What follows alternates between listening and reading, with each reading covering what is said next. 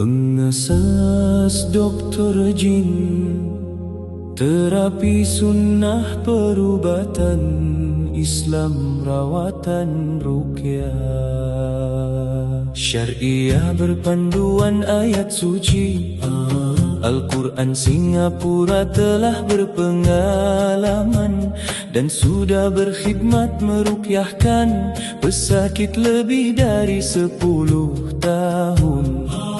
Bermacam-macam pesakit yang diganggu oleh makhluk jin. Dr. Jin tidak pernah penat merawat pesakit. Bermacam ragam pesakit dan makhluk jin telah Dr. Jin tempuhi dan alami. Dr. Jin berkhidmat 24 jam. Walaupun pesakit kerasukan yang amat teruk, Dr. Jin tidak mundur malahan tetap teguh melawan. Makhluk jin berada di dalam anggota pesakit. Bila pesakit kerasukan, Dr. Jin sentiasa ada jika memerlukan. Pesakit jangan risau, Dr. Jin seorang yang peramah. Pesakit jangan panik, Dr. Jin tidak terkam.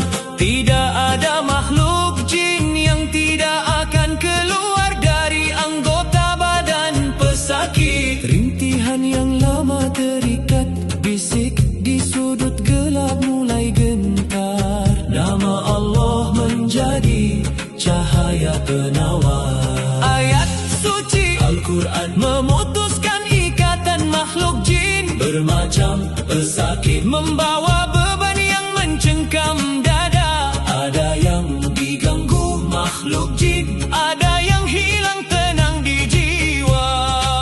Dengan terapi sunnah perubatan Islam rawatan ruqyah syariah, Dr. Jin pentingkan pesakit berpanduan ayat suci Al-Quran. Dr. Jin pecahkan mimpi ngeri pesakit yang malam semakin pekat dan nafas semakin terasa sesak. Dr. Jin tetap ruqyah pesakit hingga hati semakin kembali tegak. Lebih 10 tahun Dr. Jin merawat menjaga yang lemah dari gangguan makhluk jin.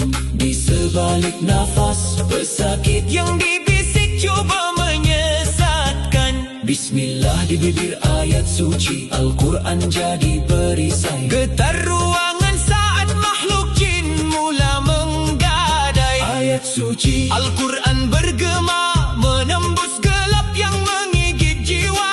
Dr. Jin berdiri mematahkan ngeri yang cuba menjelma.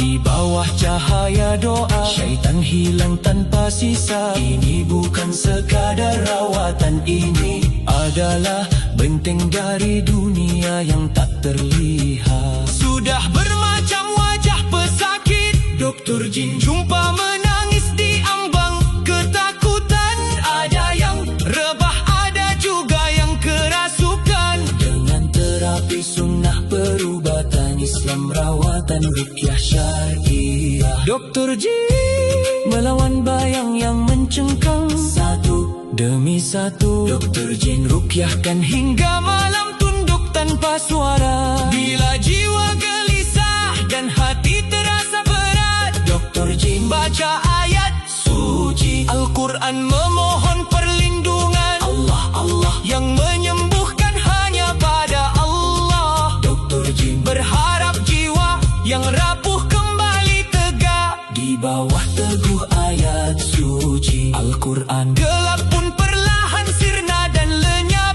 Terapi sunnah perubatan Islam rawatan ruqyah syariah membawa damai dan hati kembali bersulam. Sudah ramai yang datang dengan luka yang tak terlihat diganggu oleh makhluk jin. Dalam sunyi mereka menjerit dalam batin yang pekat. Dr. Jin ruqyahkan pesakit dengan sabar dan kasih sayang yang tak pernah penat. Semoga setiap rawatan jadi wasilah pulang pada Allah yang Maha Selamat. dan perlindung. Bukan kuasa Dr. Jin, ini amanah dari Maha Esa. Dengan izinnya setiap sembuh adalah tanda kasih dan rahmatnya.